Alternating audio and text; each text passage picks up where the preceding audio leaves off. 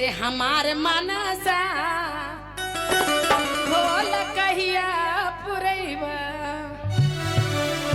सब मिलके अपना अपना मनसा पूरा करने के लिए भगवान के हाथ उठा के ताली बजा के मांगिए कि हमार मनसा भोला कहिया पुरैबा। हमार मनसा भोला कहिया पुरैबा। हमार मनसा भोला कहिया पुरैबा। हमार मनसा भोला कहिया पुरैबा। जब हमरा भोले बाबा मनसा पुरैबा। जब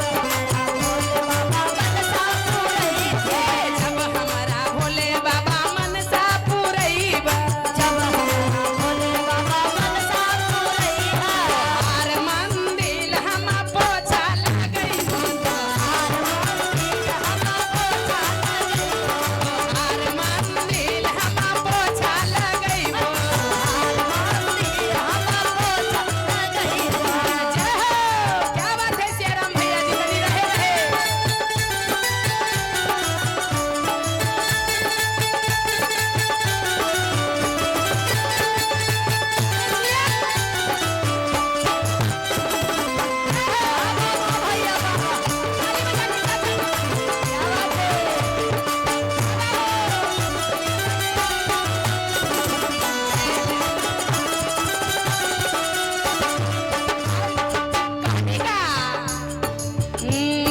जब हमरा भोले बाबा मनसा पुरैबा।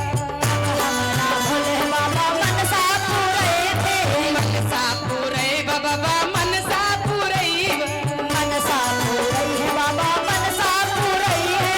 हर मंदिर कदे भाव से कि जाय द अबरी थोड़ा सा सिस्टम खराब है, लेकिन अगला बार तुम तरक्की होना चाहिए हमारे बाबूलाल भैया के दरबार में। सहदेव भैया ही तो हार मंदिर हम पगवा पिटैबो। तो हार मंदिर हम पगवा पिटैबो। तो हार मंदिर हम पगवा पिटैबो।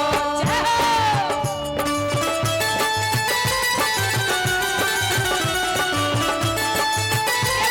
चाचा जी बड़ी ताली बजाते हैं।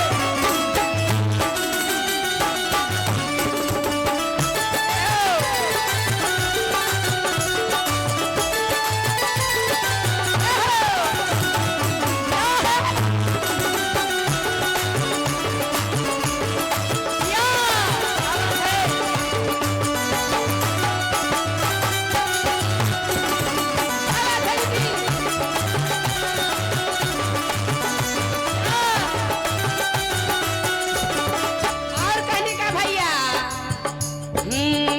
सुनली है कि भोले बाबा हमारे बड़ी दयालु हैं। क्या बात है? तीनों लोग के स्वामी हैं, वो अवघरदानी है, भोले महादानी है। लेकिन भोलेनाथ जितना के अधूरा रख ले है मन के बात पूरा करिया। और कहते का अरे सुन ले हम बाने के भोला दयालु। भोला दयालु। सुन ले हम बाने की भोला दयालु। भोला दयालु। भोला दयालु। जे मुझे जाला ओ आबे न खाली। आबे न खाली। ओ आबे न खाली। और कहने का ऐसे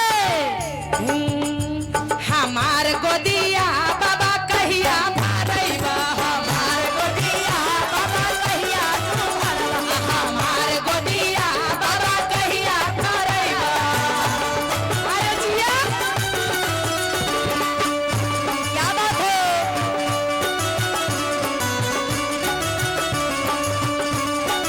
भाभी जी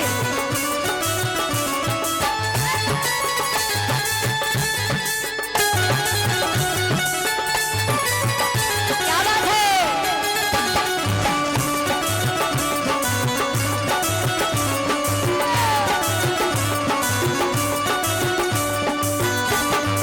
अरे जिया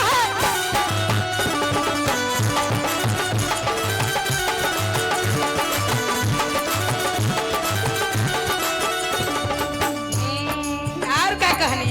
का कहनी हन? अरे जब हमर भोले बाबा मनसा पुरैबा। मनसा पुरैबे बाबा मनसा पुरैबे। हमर बउआ बाबा खेलत नया गनामा। खेल फिनया गनवा बाबा खेल थनया गनवा। और कनिका ऐसे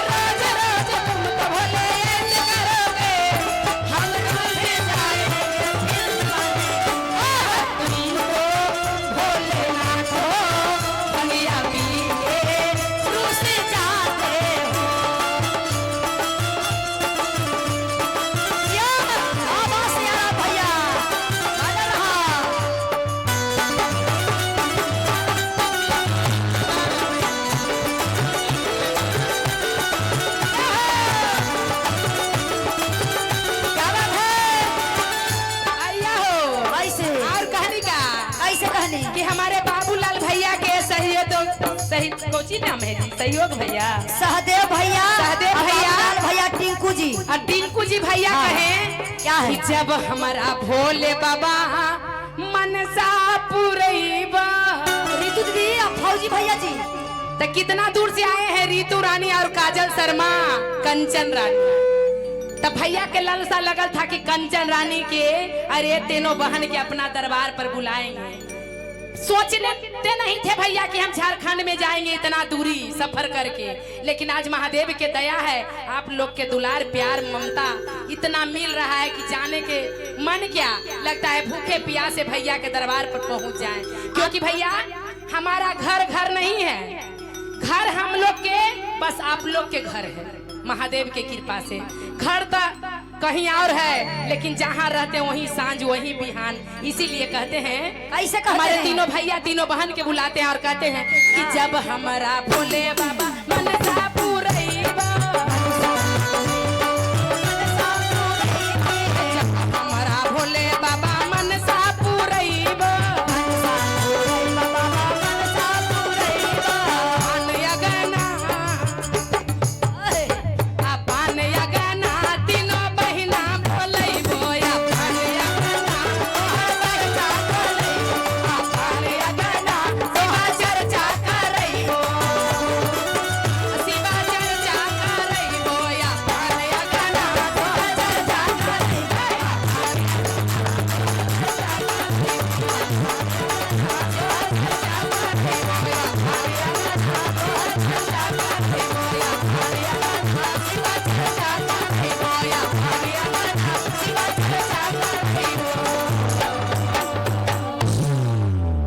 प्रेम से बोले शंकर भगवान की, एक बार प्रेम से बोले गौरी मैया की। जय।